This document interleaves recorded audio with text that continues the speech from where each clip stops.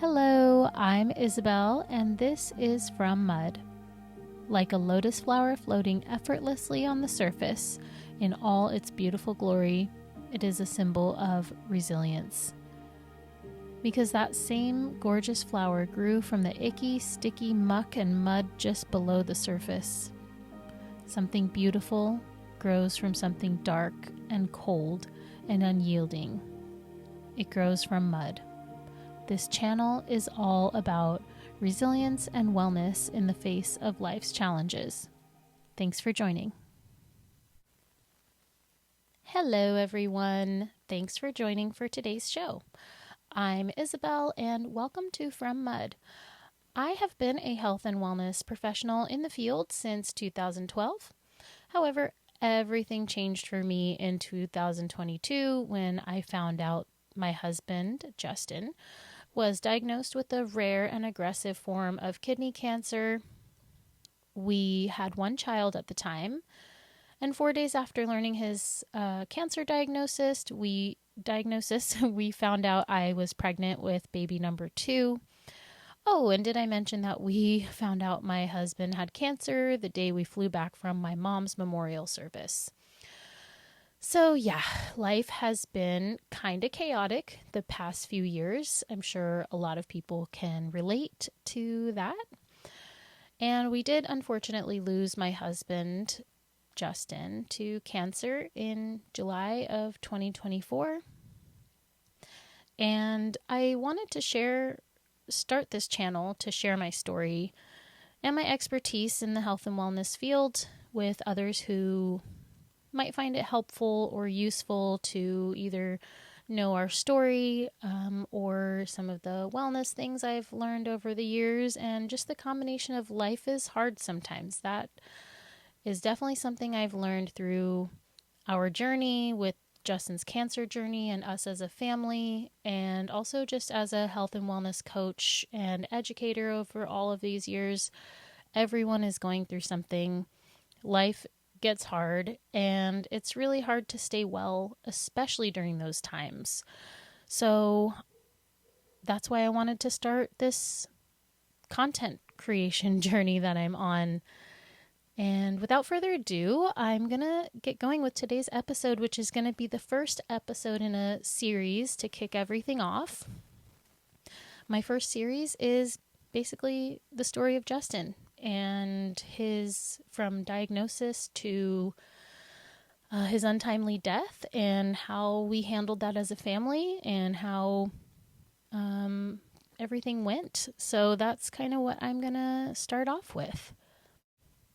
So,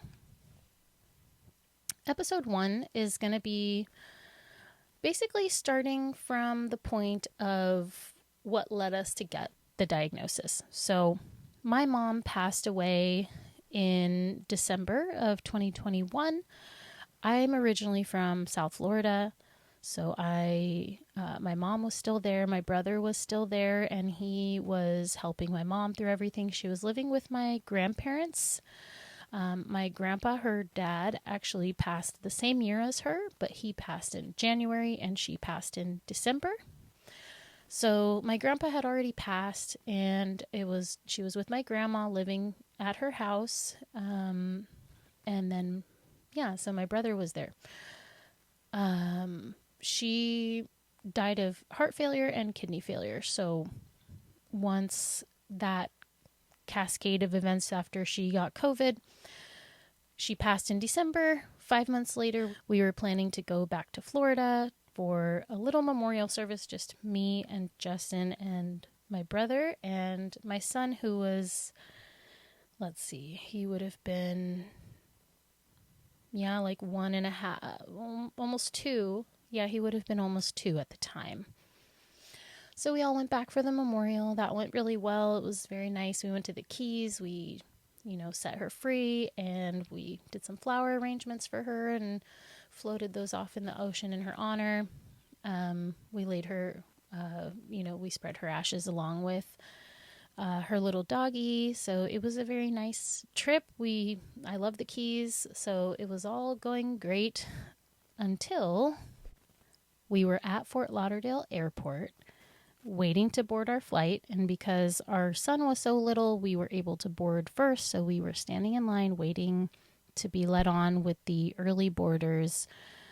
Justin had to go to the restroom. He goes to the restroom. He comes back. He kind of has a worried look on his face. And he tells me that he peed blood. Now, Justin had been through the years, especially the most recent years, like the previous 5 to 7 years, when he first developed panic disorder, where he would experience panic attacks, sometimes anxiety attacks, and he generally had like experiencing panic when it was related to physical things he would experience. Like if we were working out and his heart rate would go up, it would kind of cause this slew of thoughts and worries that then became a panic attack. Not every time, and by that time he had developed a lot of tools and coping for that. The reason I mention that is because he was always somebody who worried about his health and would worry if there was any little thing off with his health. So I knew he would be freaking out when he told me that he peed blood. So I try to stay cool, and especially since I'm in the field adjacent. I'm not a medical person, but and I have like a basic understanding of a lot of different stuff, like especially common things. So when he was describing the peeing blood, my first internal thought was like, oh shit, that's not great. But let's not freak out. We don't know anything yet. There's a lot of different reasons why someone might pee blood. In my head, I pictured it as pee with like a little tinge of blood in the toilet or something like that. And yeah, this might be a little graphic for people. I guess I should have given a bit of a disclaimer. But anyway, he showed me a video of him peeing blood, and it was straight blood. It did not look like pee with a little blood. It looked like thick, bloody blood coming out as pee. So, and I think he got that video. The first time he saw it, he probably was like, whoa, what the F? Then he did it again on the plane, and he was able to film it, and then he showed it to me. And yeah, that kind of changed how I was thinking about it. But again, I'm trying to remain calm because I know he's going to freak out if I start freaking out about it even more than he is already freaking out about it, because I know him and I know how he's going to freak out about this. But when I saw that video, I was like, whoa, that is all blood. So I was like, yeah, it's not good. There's definitely something wrong. But, maybe it's kidney stones. Maybe it's this and that. Maybe it's an infection. We just don't know. Let's not panic until we talk to the doctors. So he, at that point, was also starting to develop this pain in his kidneys. At the time, we still didn't know what was what, but in that area. And I was like, oh, it's like where your kidneys are. Again, I'm not a doctor, but I know some things about some things. So his kidneys were starting to kind of like throb and become painful. So I thought maybe it's kidney stones, that's probably what it is. I don't know. The plane ride, so we had a flight from Fort Lauderdale to Houston, I think, and then Houston to Phoenix, where we were living at the time. So from Fort Lauderdale to Houston, it was pretty dang miserable. He couldn't barely focus on anything other than the pain he was in and the worries. He literally said, "It's cancer. This is cancer." And I'm like, shut up, dude. No, it's not. You're like a healthy 30, let's see, he would have been 35 or something at the time. 2021. Yeah, so he was like 35 or something at 30. Oh no, he was 37 when he was diagnosed. I believe. Yeah. I think he was 37 when he was diagnosed because he passed when he was 39. So I believe he was 37. I'm like, you're a healthy 37-year-old. Your grandpa is like, well, he's 99 now. So at that time he would have been 96 or something like that. Your grandpa's like 96. His dad lived to 103. You are not going to have cancer young. Like, stop saying stuff like that. Because he would do stuff, he would over worry. So it wasn't like it was ever cancer before. You just happened to be right this time. So I'm like, it's not cancer. Like, it's probably just kidney stones. You need to do your calming activity. Like, go into your mind and pull out all your tools now. Anyway, the flight was miserable. I couldn't help him too much because I was focused on the 1.5-year-old, very active 1.5-year-old on my lap on the plane. Then we had like a layover and a transfer, and it was all a mess. We were running through. Again, he's in pain. I've got my kid on my hip, and we've got the stroller and all this stuff. We're dragging through the airport. We can't find where we're going. Things have, moved to different, whatever. It was chaotic. We get to our spot. We finish the leg to Phoenix. We land. His mom comes to get us. Justin's mom comes to get us from the airport. We let her know what's been happening, and she takes us directly to the ER. She takes our son and stays home with him while I'm with Justin at the ER. We get in. We're just waiting in the waiting room.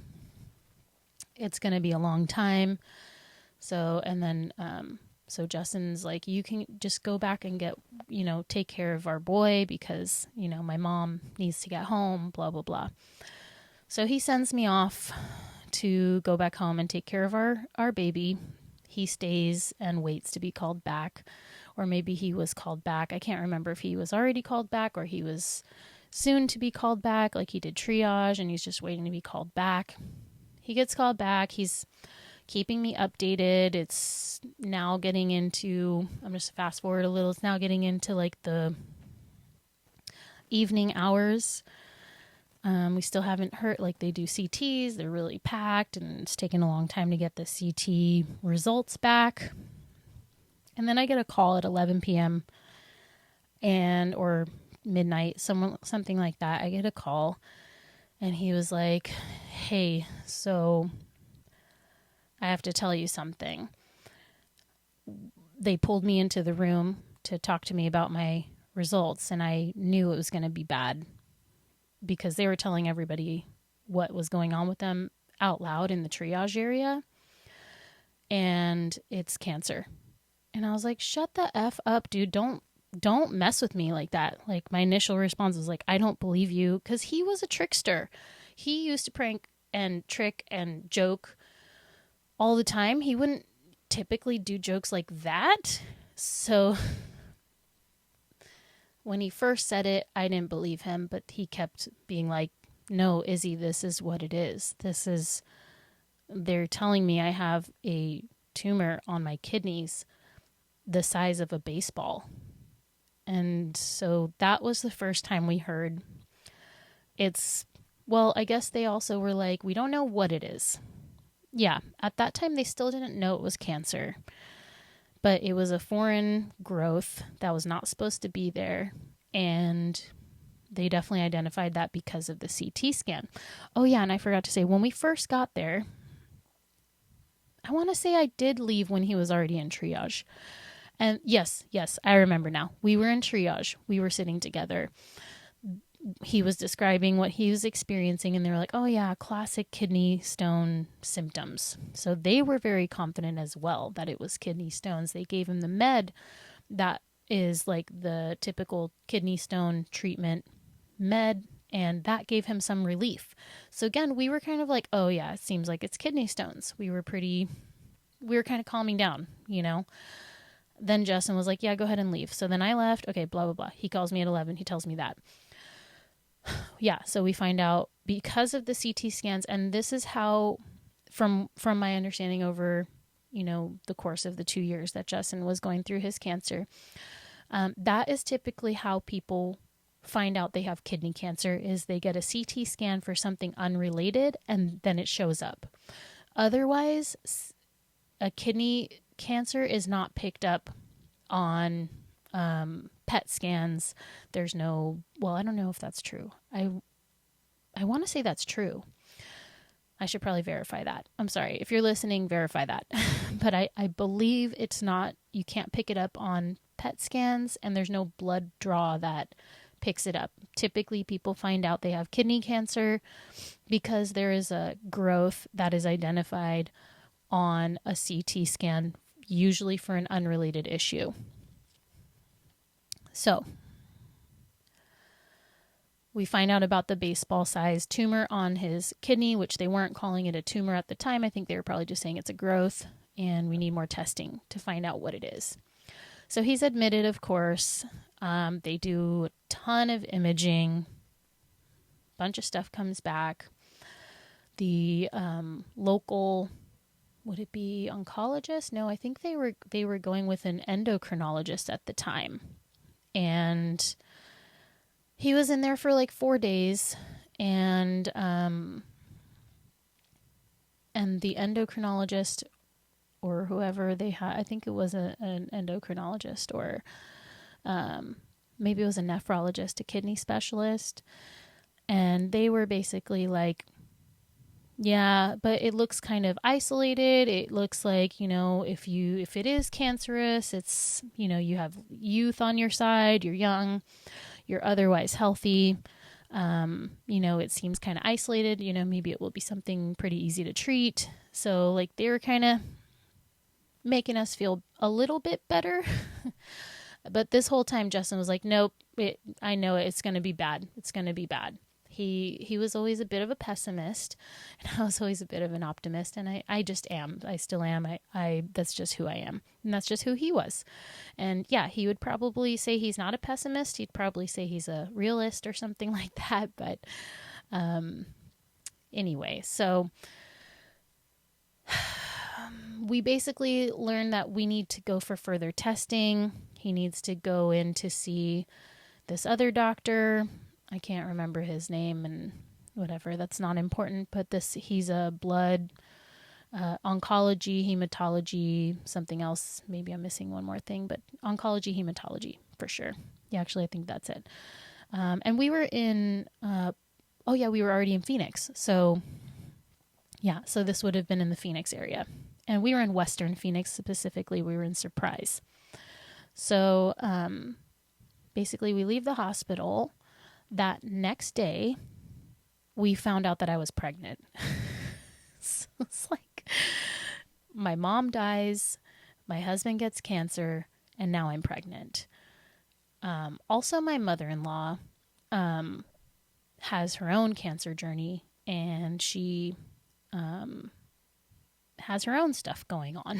So like, her cancer's different, but it's a factor in the mix. So we kind of had all these things going on, and yeah, so we find out I'm pregnant. And right when I found out I was pregnant, Justin was like, I'm going to die, because basically like, the baby's coming in to replace me, which he didn't have any like bad feelings towards the baby. In fact, our baby that came at that moment, we had been trying for 10 months to get pregnant, for me to get pregnant. To have our second baby. And I'll explain that story another time, but it was a miracle. It's always a miracle, but it was a serious, divinely timed miracle, because moving forward, the treatments and things that were going to be done to Justin, I don't think a sperm could have survived, honestly. Very well. He had so much radiation done. So this was like just meant to be. She was meant to come to us. I think of her as like a little Wonder Woman spirit, just blasting through all the challenges and just meant to be here at this time. And she was the light bringer. She brought so much light to such an otherwise dark situation, and she gave us something to appreciate and like look forward to, and gave something more for Justin to fight for. So yeah, so we found out she was coming. She was due on February 14th of 2023. So she was a Valentine's baby. She was definitely a little love light warrior spirit coming towards us. Yeah, so basically 4 days later, we found out I'm pregnant. We still, at this point, don't know what type of cancer he has. We just know that, if it's if there's two categories of it's good or it's bad, it's in the it's bad category. We just didn't know to what degree it was going to be bad. So I think it was later that week, maybe 4 days after that or so, we had our appointment with the specialist, the oncology hematology specialist there. That was pretty awful. I just remember, of course, you know, you're two young people, you have a little one at home, your wife is pregnant, newly pregnant. You're walking into this facility where there's nobody our age.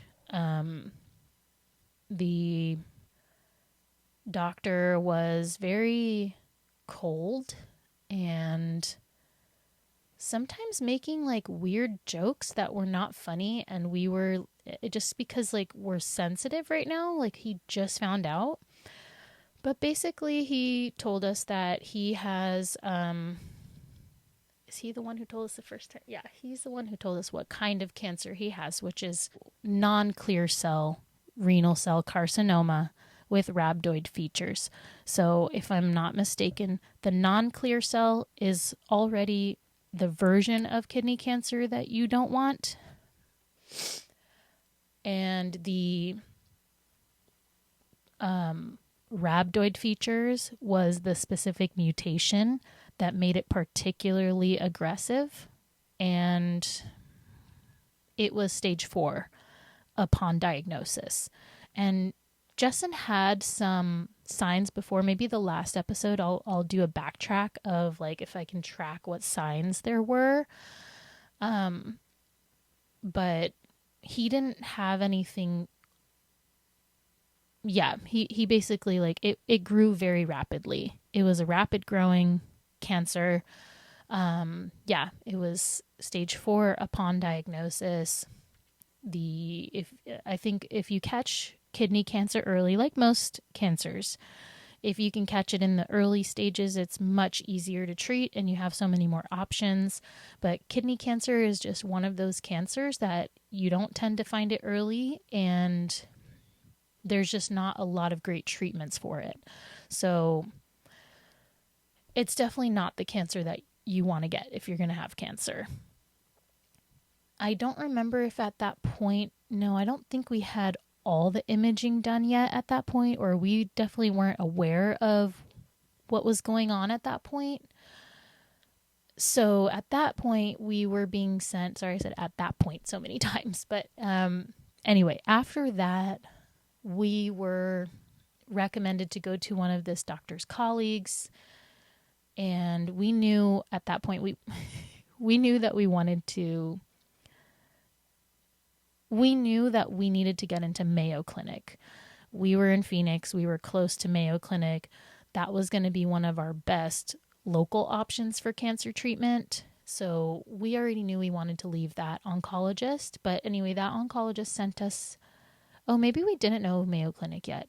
Sorry, I'm jumping around. I'm not scripted right now. I'm just kind of going offhand of what I remember. So we left that oncologist. He sent us to another...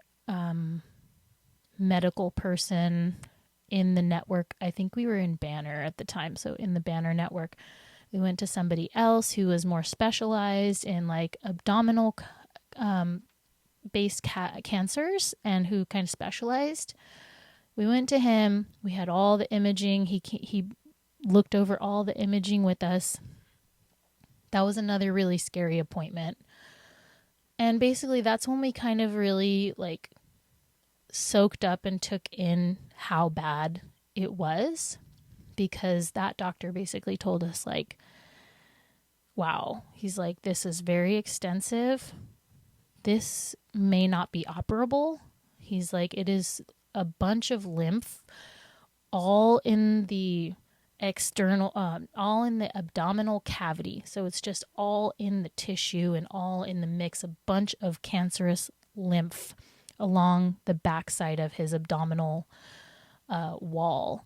And plus that baseball-sized tumor, which is the primary tumor that is on the kidney. Typically, if you find the cancer, this is what we were told, if you find this type of cancer early and it hasn't spread into the lymph that way, if it's just localized on the kidney, they typically remove it and usually take the kidney too. That was not an option for Justin, because even if you take that primary tumor, there was so much of it in the lymph. He showed us all the views of the imaging. He was like, all of this, that's just all cancer stuff. You can't cut that out. The best thing you can do is a systematic approach to reduce the amount there. If you can get it small enough that it's operable, then that's an option, but you would have to respond well to treatment. So that was a very difficult appointment. That was a very hard, we didn't have a hopeful feeling after that. I mean, I still am always going to be like, well, there's going to be something, there's going to be, we still don't know everything.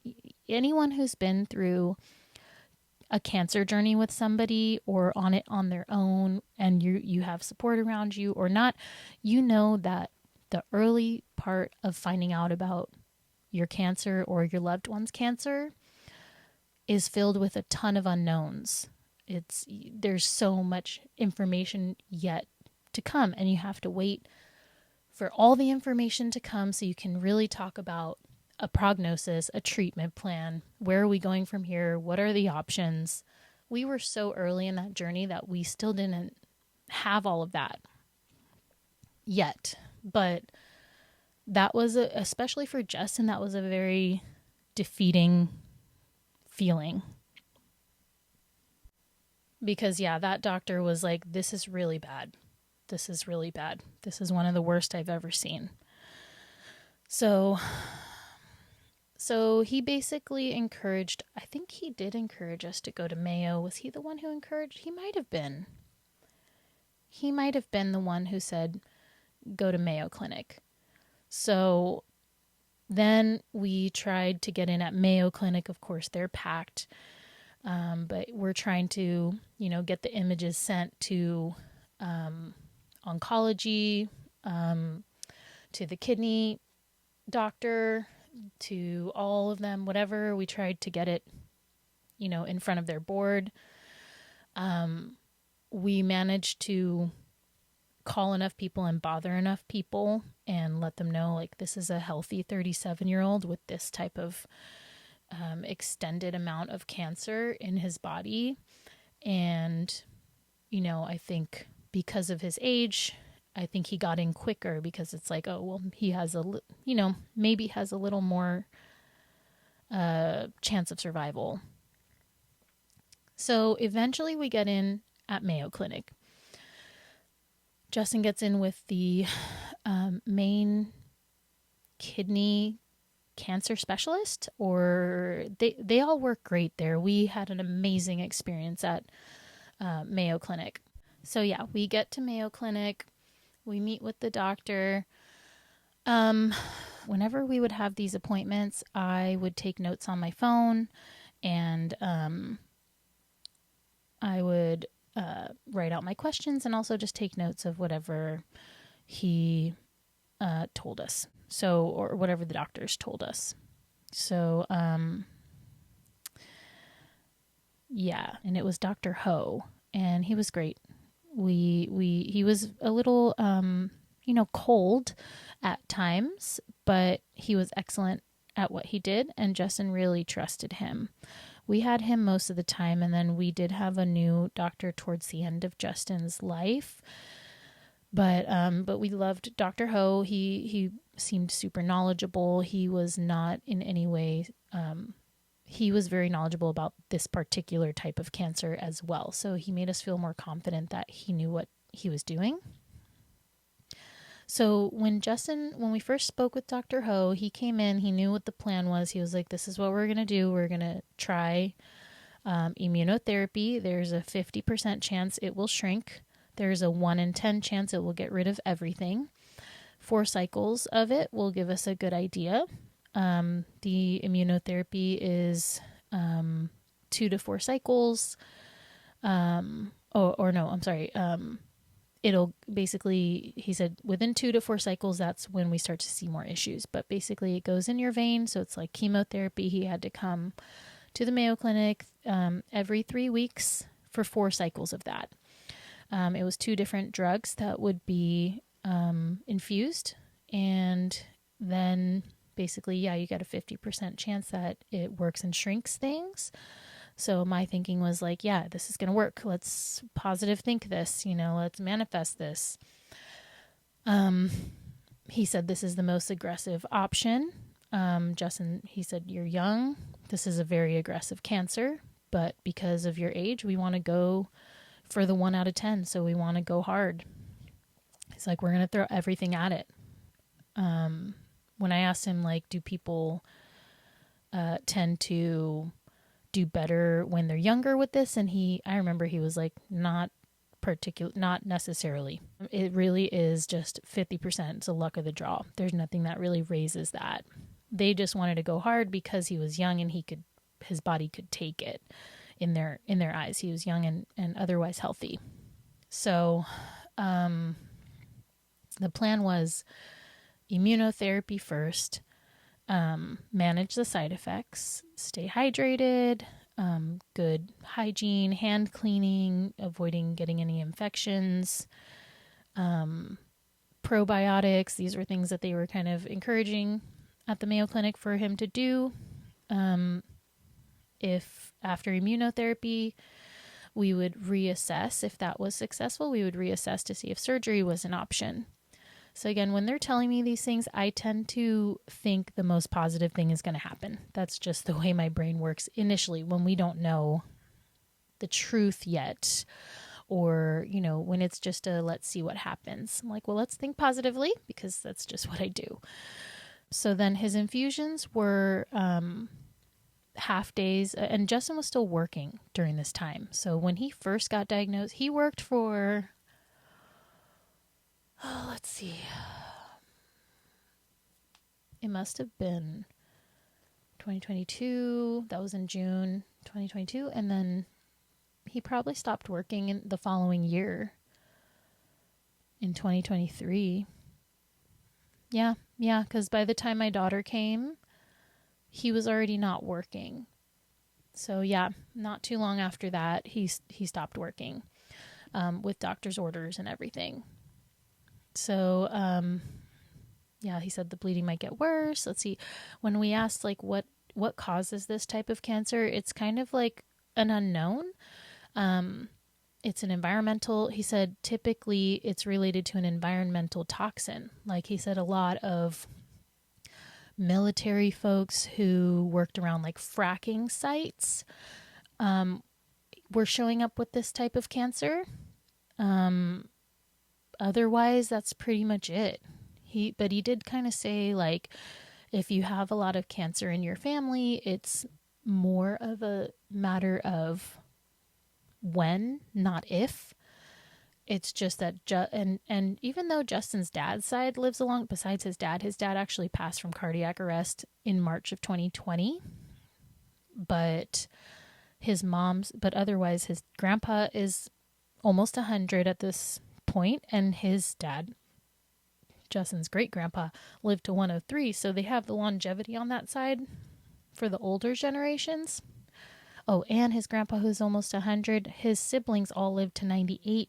Both of his siblings lived to 98 as well. So they have the genes for long life on that side. However, his mom's side, you have a lot of cancer on that one side. So it's kind of like your chances of experiencing that are much higher. It's just that Justin is now the youngest person in the family to have had cancer. So he said he was like, there's nothing you did. There's nothing you could have done. This is just unfortunately the luck of the draw of your genetics right now, and that we didn't catch it earlier. He did tell us that the cancer, the cancer, especially the primary tumor, it tends to grow about 1 centimeter per month. So it had probably been growing for the previous 6 months, because that was about the size when we found it. So that's how quickly it did start to proliferate. So that was our first meeting with Dr. Ho. Justin started doing his cancer treatments and his immunotherapies, and it wasn't going well. Well, he was tolerating it fine, but it wasn't making the big impact on his imaging that than we would have hoped. You know, we would have hoped it would have shown a lot more decrease. I think it basically kind of, he said that. So that was in June, and then I have notes from September that say this particular immunotherapy combo is not working. They're going to continue with, I think, 2 of the meds or 1 of them with immunotherapy, and they were going to add some new pill form therapies. So at that point, and then they also started to bring in palliative care at that point, because the new meds that he was going to bring was Cabo, what is it called? Cabo, oh gosh, I forget what the name, I'd have to go find it, but cabalxanthimum, that's what I wrote down. So that is very hard on the body, so they wanted to bring in palliative care to help manage the side effects from all of the meds. So that was the next plan, that by October they were going to add in those meds, and they were going to change the immunotherapy, take away 1 med and keep the other, or take away 1 and keep 2. I can't remember which combination of stuff it was. Every time I'm sure a lot of cancer journey folks can relate to this, but when you're waiting in between treatment and imaging, it's just torture. You're just waiting to see, just that waiting to know what the next imaging is going to say is terrifying and exhausting, and just a constant feeling of dread. And since we found out about this, especially that first year, but really the whole time, and I don't think I mentioned it, but the first meeting we had in June with Dr. Ho, he did give us a prognosis of 2 to 5 years. And he told us eventually, because Justin was so scared he wasn't going to get to see his baby girl be born, he did tell us, you're going to make it. Eventually, he's like, you're going to make it to see your daughter be born. I will tell you when you have less than 6 months to live. So right now, you're good. You're going to make it to see your little girl. That was everything to Justin at that time. And, so we actually went on a cruise, because we were kind of well, who knows what's coming. Right now, Justin feels good. I'm, approaching 20 weeks. When I went on the cruise, I was at their max limit of pregnancy. I was 20 weeks. So this might be, who knows, this might honestly be our last trip. We didn't talk like that. Justin couldn't really handle that kind of definitive death talk kind of stuff, or this could be the last, blah, blah, blah. So we didn't talk like that, but that was the underlying feeling of we don't know if we'll be able to travel. And Justin and I loved traveling. Justin was pretty well traveled at that point, and I had traveled a bit, and we had traveled a bit together. And we always envisioned that for our lives, with me and the kids and him, and just going around the world and showing them the world. And, we were adventurers. So it was well, let's try and squeeze in a cruise right now, because who knows what the future brings with the new medication, and with me being pregnant, who knows when we could do these kinds of things again, and then we'll have 2 kids and blah, blah, blah. So yeah, we decided to take that opportunity and go on a fun adventure. And then his plan was to start the new med, the Cabo, once we got back. He starts the Cabo, and I think he responded pretty well to it. He responded pretty well to it. He didn't have the really horrible side effects that they warned us about, thankfully. So he was responding pretty well to it. Let's see, I think everything was physically fine for him. Oh, didn't he have that spinal? Yeah, I think that first year he had to have a couple lesions removed from his spine. Yeah, wait, no, not lesions. Like little growths. I believe that was because it wouldn't have been that next year. It was that first year. So August of 2022, they removed, they had to cut vertically the upper part of his spine, cut some stuff out. And then I think they did radiation, if I'm not mistaken. Yeah. Yeah. So that's right. He did that. And then he went back. So yeah, he found out, we found out with what the plan was. They did the back surgery. That was all right off the bat. And I would say, that first year, so 2022, that was the first year. My next episode, I'll go into the second year, 2023. And then after that, 2024 was his last year. And so, yeah, I'll kind of do it like that. So, that first year, like, mentally was very difficult for Justin.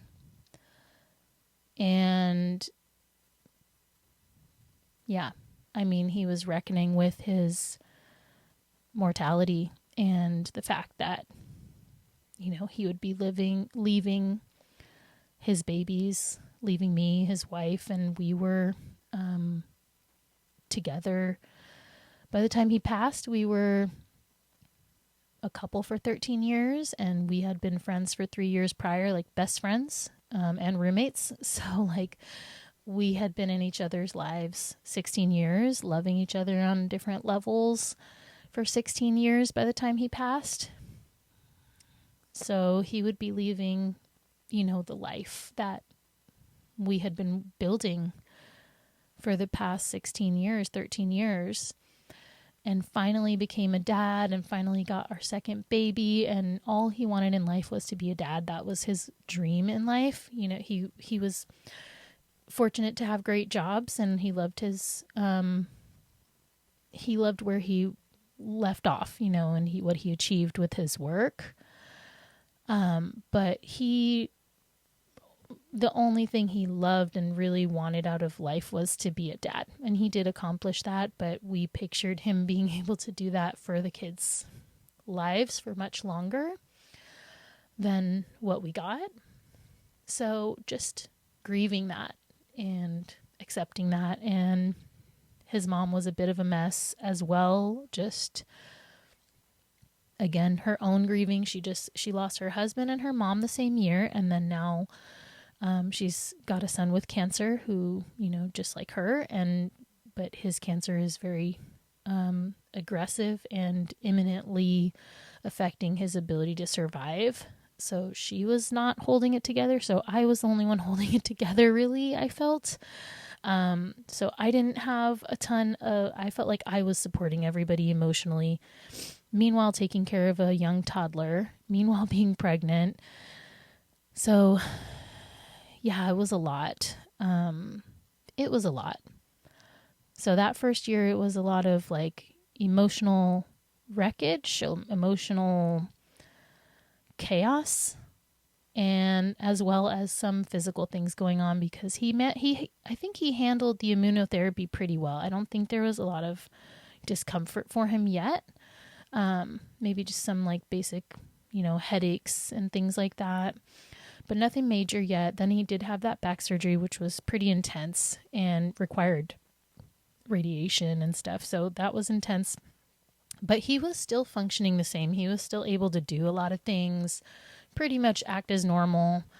He would get tired more and he would need to rest more. But for the most part, it was like really the mental battle because he was just starting to, I could not withstand hearing him do the, if I'm gone, if I leave, when I die, if I die early, like, I need you to do this, I need you to do that. He'd be like, he's trying to tell me things about the house. Do you know how to reset the circuit breaker? Do you know how to turn on the sprinklers? Do you know how to set the pool pump? He's quizzing me on all these things. And I'm like, you're still here. I don't need you to do this right now. And I kind of can't handle it. But it was a lot of that where he would be like, you have to promise me one thing. If I, go because of this really soon, like, you need to promise me that you will always keep my memory alive with the kids, and that they will always know who I am, and they will always know how much their dad loved them. And I said, of course I'm going to do that. Of course I'm going to do that.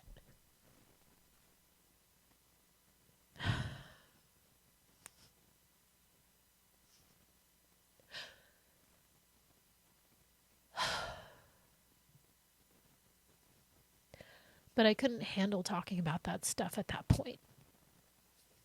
Couldn't handle talking about him not being with us when my baby wasn't even born yet. She was barely even half-baked. So, couldn't even think about that. And on top of it, we still had options, and he was still doing okay with the treatments so far. It wasn't great improvements, but it was, I think, mostly not getting worse. I don't know. It's hard to remember at the time, but I was still holding on to hope. I remember when I asked Dr. Ho, what is the longest you've seen someone live with this? And he said 18 years. And I thought in my mind, well, we're going to have at least that. Justin's going to, supersede that. He's going to surpass that. Justin's a lucky person. He's always had what I would call juicy luck, which I'll explain another time. But his nickname in college from me and my friend Carly, who we were all roommates, that's how we met Justin. We all called him Juicy. And so I always would say, you have juicy luck. He would get good parking spaces. He would win things like, I don't know, slot machines. He just had some type of luck. So I'm like, you have juicy luck. This is gonna, it's gonna come through. And I thought, he's healthy. He has these longevity genes with him. He's gonna make it much longer than the doctor is proposing.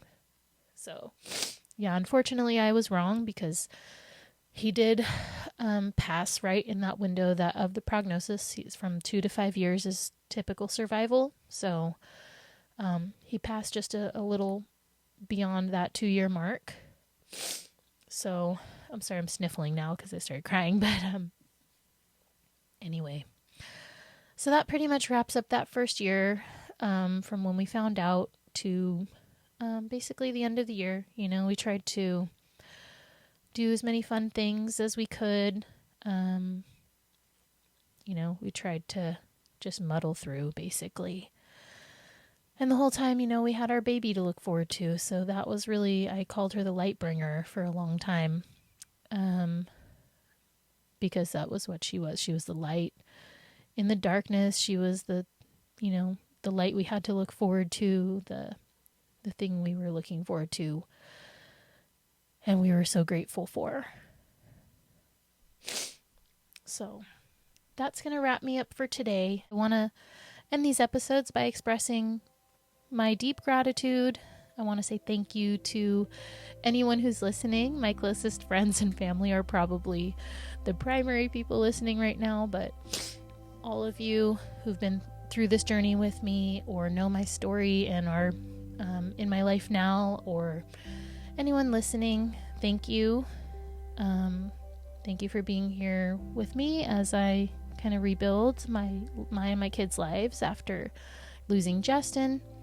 I am so grateful I get to experience life here on earth, even though on one hand it can be some of the most painful and saddest things we can experience here on earth as earthlings, alongside the most beautiful and amazing experiences. They're all happening at the same time, and we're very fortunate to be able to experience the levels of love that come with all of that.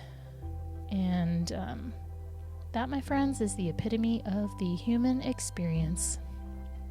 I wish you all inner peace and inner strength, blessings, abundance, great health, and safety for you and yours.